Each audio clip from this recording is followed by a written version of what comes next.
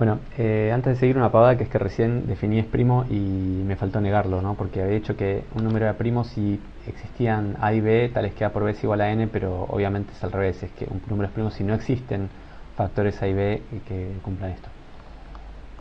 Perdón, eso fue un error tonto, digamos. Y acá aclaro que la negación es una función que recibe un número natural y devuelve un número natural. Lo que nos interesa es cómo se comporta con el 0 y el 1, que serían lo que nosotros usamos entre comillas para representar los booleanos.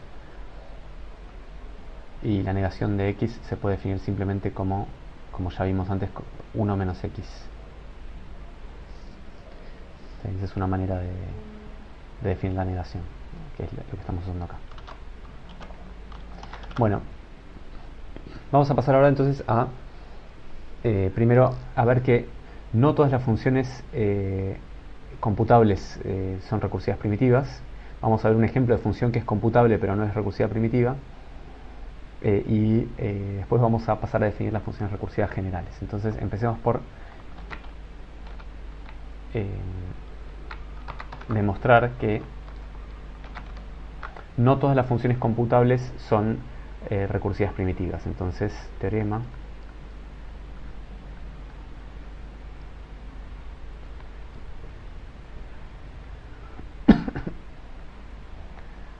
hay funciones computables que no son recursivas primitivas.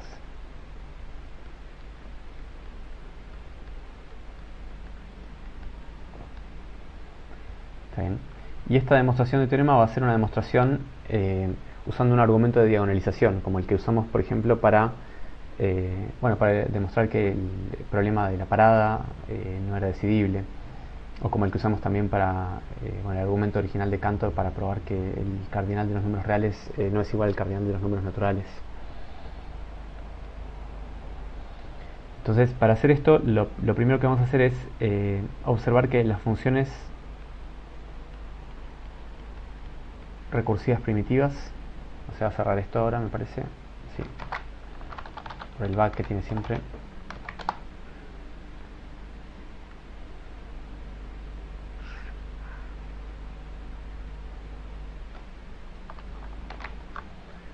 Bueno, perdonen, ahí va. Las funciones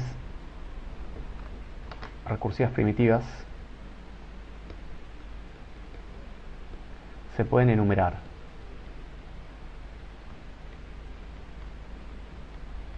¿Está bien? Cuando digo que se pueden enumerar, me refiero a enumerar en este caso de manera computable.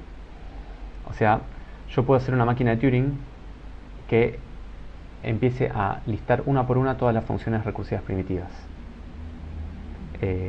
A esas funciones recursivas primitivas llamémoslas F1, F2, F3 y así.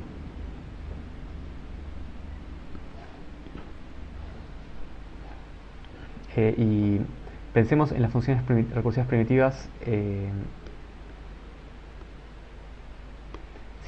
solamente en las que van de los números naturales y los números naturales. ¿Por qué digo que se pueden enumerar? Se pueden enumerar computablemente. Bueno, simplemente porque nosotros arriba hemos visto que las funciones recursivas primitivas se definían usando 5 reglas. Habíamos dicho que la función 0 era recursiva primitiva, la función sucesora era recursiva primitiva, las proyectoras eran recursivas primitivas y la composición era recursiva primitiva y las funciones definidas por recursión también eran recursivas primitivas. Y uno podría empezar a enumerarlas todas, unas por una. Bueno, podría decir, bueno, enumero el 0, que es una función recursiva primitiva. Después enumero el sucesor, que es una función recursiva primitiva. Después enumero las funciones proyectoras con algún número, con k igual a 1 e igual a 1. Después voy a ir aumentando el índice más adelante, ¿no? Después enumero la composición de todas las funciones que yo ya conozca. Entonces, como yo ya sé que el sucesor y el 0 son recursivas primitivas, voy a poner acá la composición del sucesor con el 0, la composición del 0 con el sucesor, la composición de la proyección con el 0, del 0 con la proyección, y voy a generar más funciones recursivas primitivas y voy a seguir enumerando así.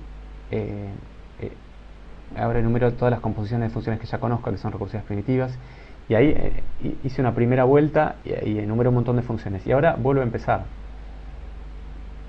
Bueno, las 0 y el sucesor ya las enumeré, esas por ahí no hace falta, pero ahora voy a enumerar funciones proyectoras con índice más grande, después también las composiciones de funciones que conozco ahora, que incluyen al 0 al sucesor, pero también a las composiciones que hice en la primera iteración, en la primera etapa, y las composiciones de las proyecciones con k igual a 2, por ejemplo, y las funciones que en la primera etapa armé usando la composición y así. Bueno, en cada etapa voy generando más y más y más funciones recursivas primitivas y en algún momento eventualmente voy a generar todas las funciones posibles que se puedan generar, porque todas las funciones recursivas primitivas justamente se generan usando estas reglas.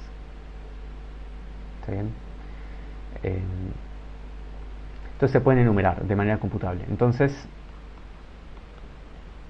la función g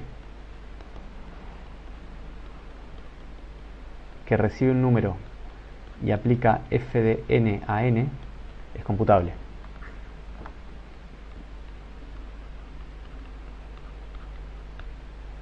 También esta función es computable porque justamente lo que hace es, cuando esta función recibe un número n, se pone a aplicar ese proceso que genera funciones recursivas primitivas hasta generar la enésima. Y una vez que generó la enésima función recursiva primitiva, a esa función le aplica el número n.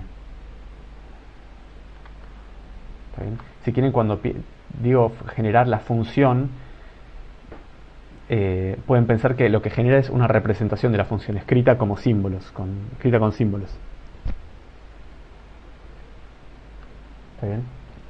Y ahora afirmo que esta función g no es recursiva primitiva.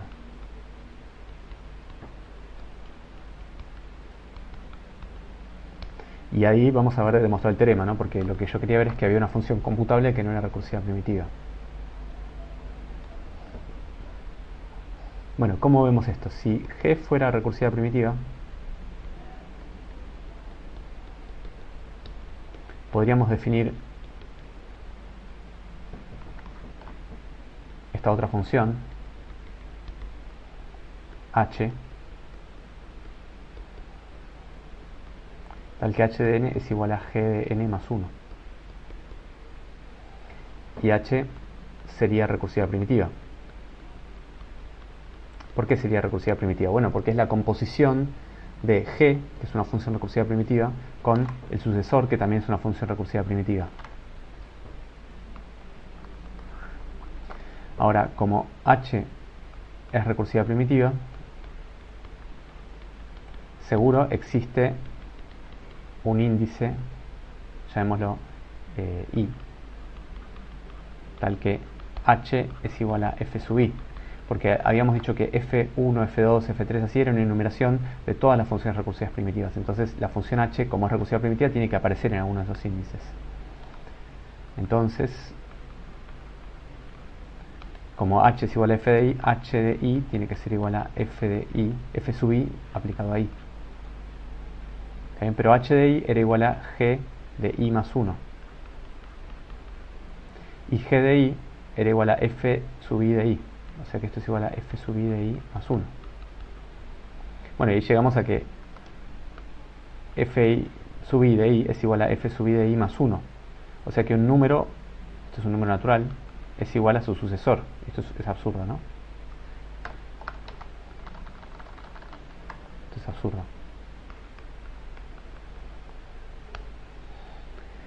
Bueno, ¿por qué llegamos a un absurdo? Bueno, llegamos a un absurdo porque supusimos que g era recursiva primitiva, ¿está bien? O sea, acá, si quieren, cuando yo puse si g fuera recursiva primitiva, podría haber escrito, para ser un poco más preciso, supongamos, por el absurdo, que g es recursiva primitiva. Supusimos esto por el absurdo, llegamos a una contradicción, que es esta de acá. Llegamos a que este número es igual a ese número más 1, y entonces concluimos que no puede ser que g sea recursiva primitiva. Entonces g es una función computable, pero no recursiva primitiva. ¿Sí? Entonces, bueno, yo antes le dije que todas las transformaciones de datos que ustedes hacen en la vida cotidiana las podrían hacer con funciones recursivas primitivas. Bueno, es casi cierto, ¿no? O sea, eh, hay cosas que ustedes podrían computar en un lenguaje de programación que no se podría hacer con una función recursiva primitiva, porque como vimos en este teorema, hay funciones computables que no son recursivas primitivas. Pero a la vez sí suele pasar que las funciones con las que uno se topa en la vida cotidiana son recursivas primitivas y bueno, también computables, ¿sí? Eso no lo aclaré, debería haberlo aclarado, que es que todas las funciones recursivas primitivas son computables.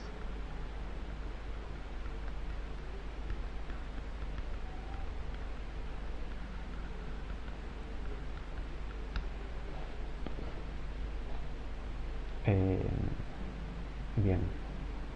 Bueno, y ahora una cosa más es, vamos a hacer un ejemplo puntual de función, un ejemplo particular de función que es computable, pero no es recursiva primitiva.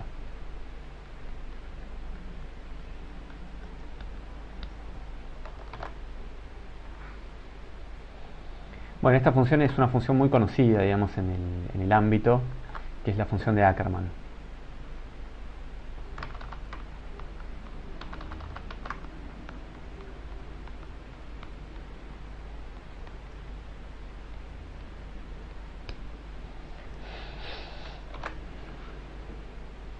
Bueno, la función de Ackermann se define así, voy a copiar la definición porque si no la copio seguramente me confundo en algo.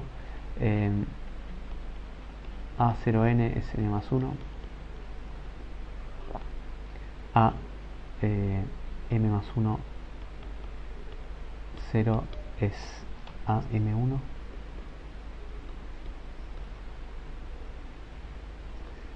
y A evaluada n más 1 n más 1 es igual a evaluada en m evaluada en a evaluada en m más 1 n.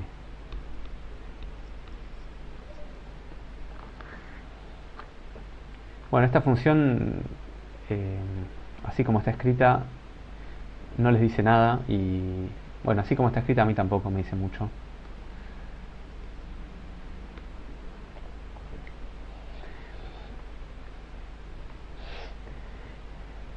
La idea es que, vieron que uno puede sumar 1 y después sumar m es lo mismo que sumar 1 m veces, ¿no?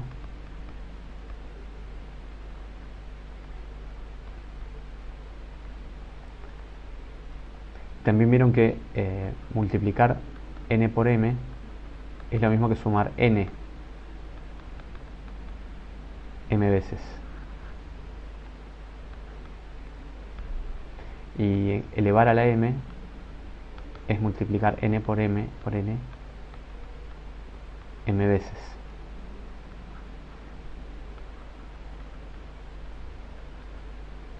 Bueno, esta cadena podría seguir. Entonces la idea es que lo que hace la función de Ackermann intuitivamente es que dependiendo del primer parámetro, si el primer parámetro es 0 se comporta como esta función, si el primer parámetro es 1 se comporta como esta función, si el primer parámetro es 2 se comporta como esta función, si el primer parámetro es 3 se comporta como esta función, y así sucesivamente. Siempre, cada vez que aumento el número del primer parámetro, estoy repitiendo la operación anterior. Fíjense que acá lo que está haciendo esto es, si yo hago a m más 1 n, esto tenemos que hacer a m aplicado a m aplicado a m, así, aplicado a m sobre n igual a 0, y esto lo estoy repitiendo n veces.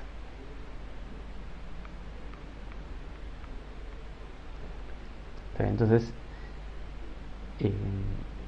la definición de la función de Ackermann de alguna manera se está imitando esta idea de cada nivel iterar, repetir muchas veces el nivel anterior, la operación del nivel anterior, la operación del nivel m más 1 repite n veces la operación del nivel m, una cosa así.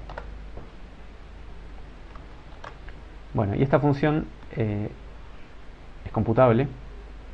Es computable porque, bueno, si quieren les doy una justificación informal, que es que estas ecuaciones ustedes las pueden escribir en su lenguaje de programación favorito y te dan una manera de calcular esta definición. Entonces A es computable,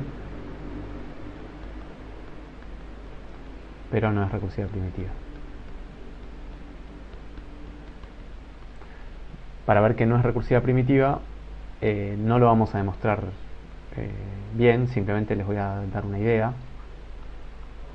Lo que uno puede demostrar es un lema. Uno puede demostrar que si f es cualquier función recursiva primitiva, f es una función, digamos, de n a la k en n. O sea, recibe k números naturales y devuelve un número natural. Esta función es si es una función recursiva primitiva, entonces existe un número natural m tal que si yo a f le aplico a k argumentos, eso es estrictamente más chico que la función de Ackermann aplicada a este número m y aplicada al que sería el máximo de x1 hasta xk.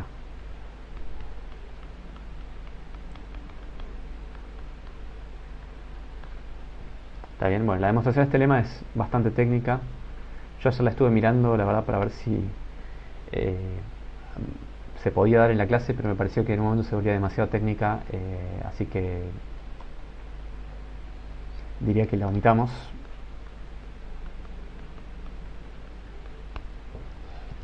Porque hay que demostrar varias cosas, varias propiedades de la función de Ackermann para poder probar esto. Pero la intuición tiene que ver con que cuando yo defino una función recursiva primitiva está definida siendo recursión, y la recursión lo que hace es repetir algo muchas veces, y entonces dependiendo de cuántas veces yo anide la recursión, yo anide una recursión adentro de otra y adentro de otra, adentro de otra, si anido la recursión, por ejemplo, una recursión que está anidada dentro de otra recursión y dentro de otra recursión así 10 veces, eso se va a corresponder con la función de Ackermann de orden con el primer parámetro igual a 10, porque es cuando correspondería como al décimo nivel de esta secuencia de operaciones, ¿no? Donde permito repetir una operación que a su vez repite otra operación, que a su vez repite otra operación, que a su vez repite otras operaciones y 10 veces hasta que en algún momento llego a un caso base. Difícil transmitir la intuición, pero la verdad es que la demostración se volvía demasiado técnica para el alcance de la materia, digamos. Entonces, una vez que uno tiene ese lema, es muy fácil demostrar el teorema que dice que la función A, la función de Ackermann, no es recursiva primitiva.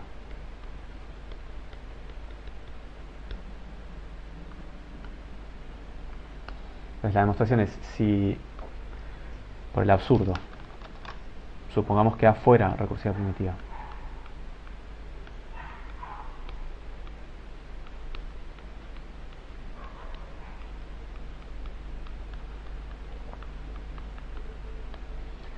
entonces, por el lema de recién, que no demostramos, existiría un número natural m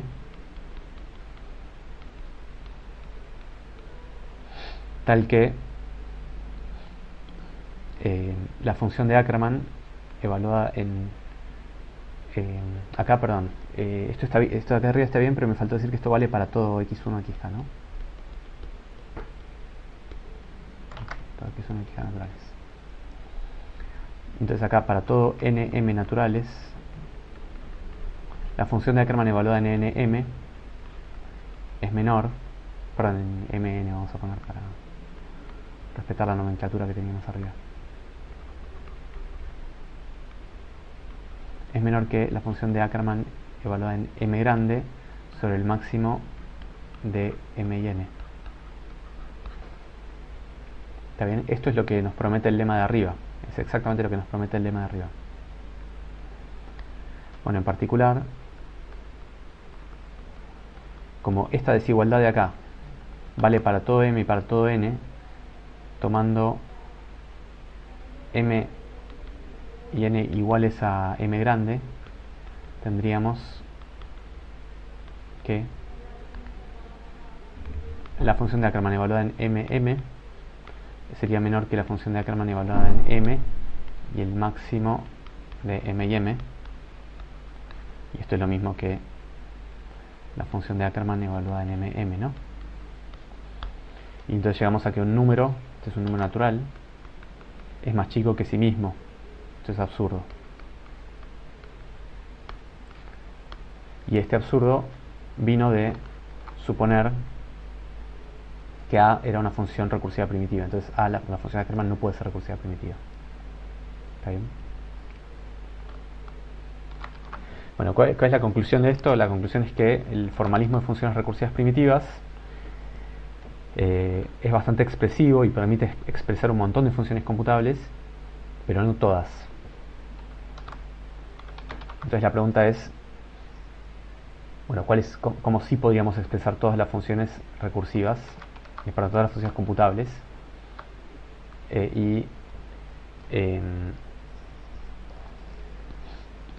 Bueno, la verdad que eso no es tan difícil, digamos, o sea, no es tan difícil modificar la definición de función recursiva primitiva que teníamos para obtener el conjunto de todas las funciones computables. Empecemos por hacer una observación, que es que la función, o sea, si P es un predicado recursivo primitivo, el predicado Q de n, que nos dice cuál es el mínimo índice donde se cumple P de I. O sea, yo voy a calcular P de 0, voy a calcular P de 1, voy a calcular P de 2 y así.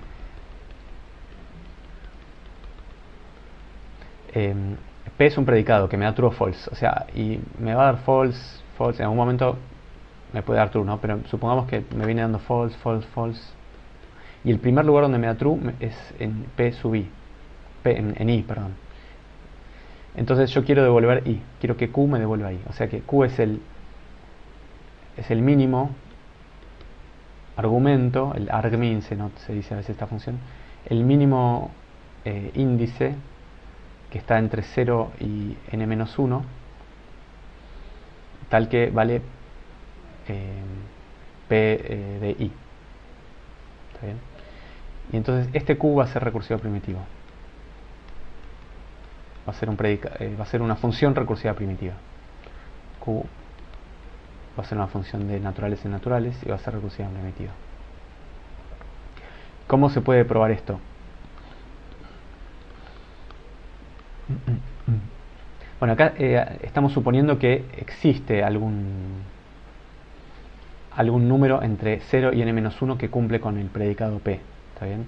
Si no existiera, no sé, no me importa el resultado, pero supongamos que existe.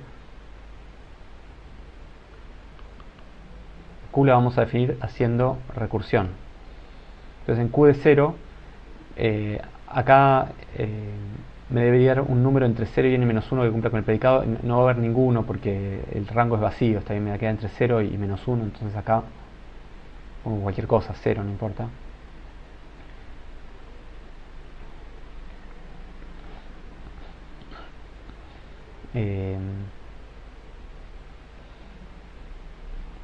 Bueno, y ahora en el caso Q n+1 lo que voy a hacer es, me voy a fijar si n cumple o no con el predicado. Y si n cumple el predicado, me gustaría devolver n. Entonces voy a multiplicar acá.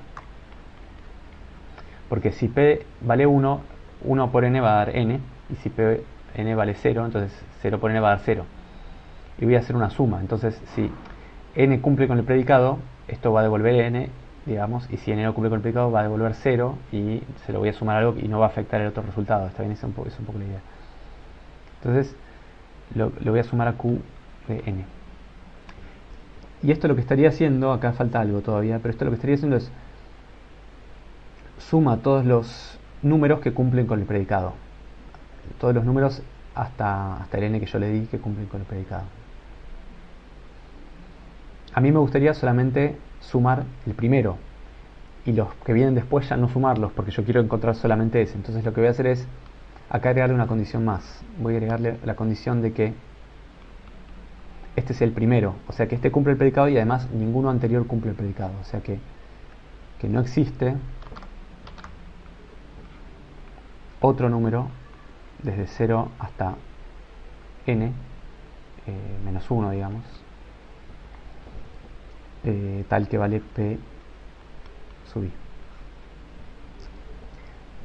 Ya habíamos visto que esto lo podíamos calcular, este existencial lo podíamos calcular de manera recursiva primitiva, que la negación es recursiva primitiva, que el producto es recursivo primitivo, que la suma es recursiva primitiva. Entonces esta función es una función definida recursivamente y haciendo recursión, combinando funciones recursivas primitivas, entonces q es recursiva primitiva.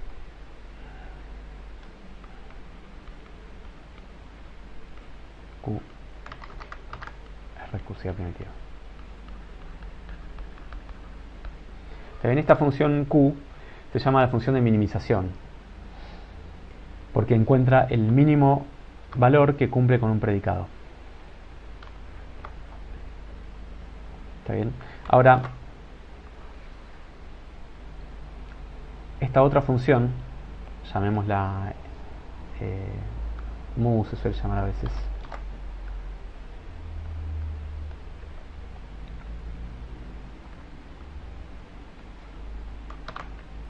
Yo ahora quisiera tener otra función que me dé algo parecido, que me dé el mínimo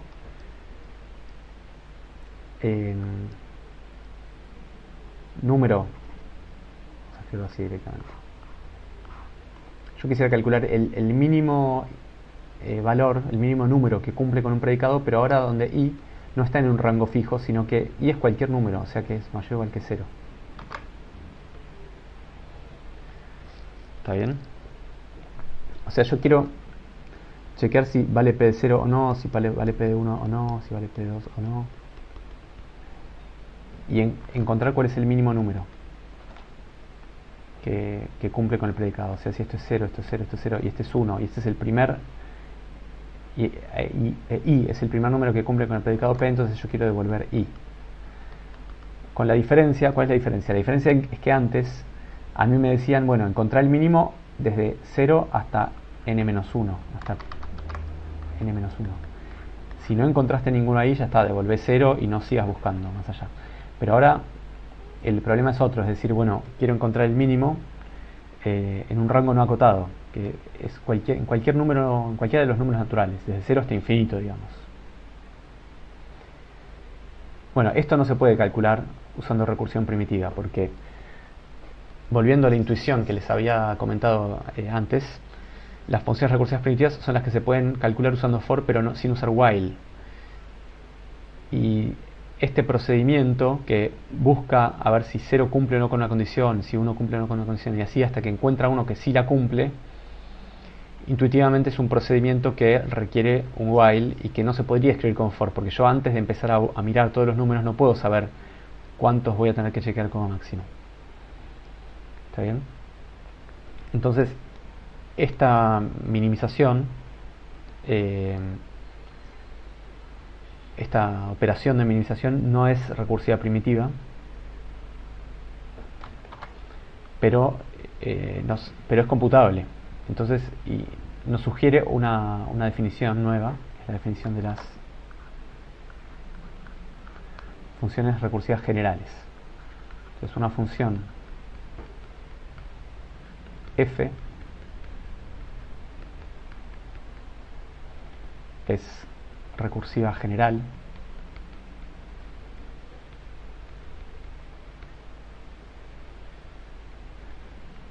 si se construye usando las reglas de arriba, o sea, las que ya habíamos dado para las funciones recursivas primitivas, las reglas de funciones recursivas primitivas, o sea, 0, sucesor, las proyecciones que eran las U, K sub I, la composición y la recursión. Se construye usando estas reglas o minimización. Minimización, la regla de minimización lo que dice es que si P es un predicado, vamos a escribirlo así, es un predicado recursivo primitivo, entonces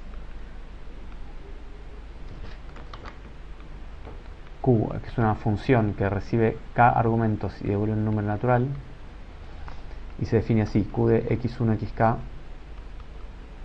devuelve el mínimo I, el valor del mínimo n, llamémoslo, tal que vale P sobre n y x1 xk. Esta función Q también es recursiva primitiva. Lo dije mal. Acá no puedo decir recursiva primitiva, debo decir recursivo general.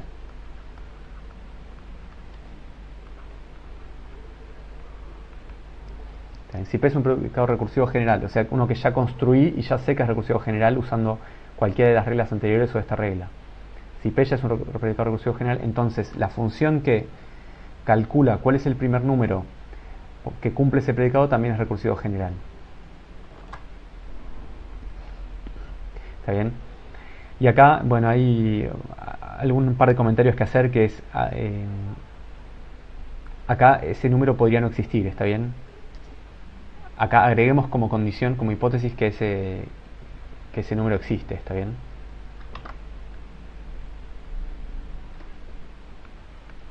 Siempre y cuando exista, o sea, para todo x1, xk existe un n tal que vale p de n x1, xk y que dé igual a 1. ¿Está bien? Bueno, uno puede sacar esta condición, pero entonces en ese caso uno tendría una función que se indefine, ¿no? Una función que en algunos casos devuelve el número y en otros casos se indefine, o sea, no tiene un valor. Bueno, y un último comentario que tampoco vamos a demostrar formalmente, ni informalmente tampoco, es que ahora sí, con esta función, con esta definición de funciones recursivas generales, esta función coincide exactamente con la noción de función computable que ya teníamos definida de acuerdo con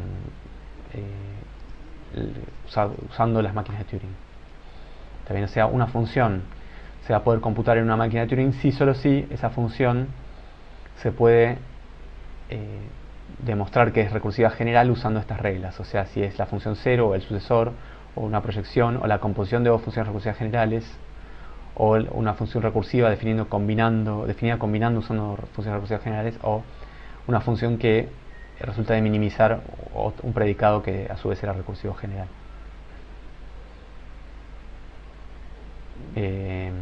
Bueno, entonces esto, ¿para qué estamos mostrando esto? Digamos, bueno, para ver básicamente que la noción de función computable se puede capturar de muchas maneras. Una de ellas es el formalismo de máquinas de Turing que estuvimos viendo, pero hay otras maneras. Y una de ellas es este formalismo de funciones recursivas generales. Como ya dije, hay muchos otros formalismos que también definen qué significa que una función sea computable, y como ya comentamos en algunas de las primeras clases, lo que se llama a veces la tesis de Church es lo que dice que la noción que uno entiende intuitivamente como noción de algoritmo es exactamente la que capturan estas definiciones, o sea, la función de función recursiva general o la, noción de función computable por una máquina de Turing. Bueno, con eso terminamos la clase de hoy.